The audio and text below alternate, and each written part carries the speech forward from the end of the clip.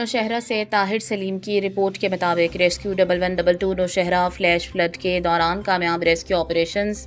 شدید بارشوں کے باعث ضلع نوشہرہ کے مختلف علاقوں میں فلیش فلڈ کے دوران مختلف مقامات پر لوگوں کے پھنسنے کے ایمرجنسیز کی اطلاع۔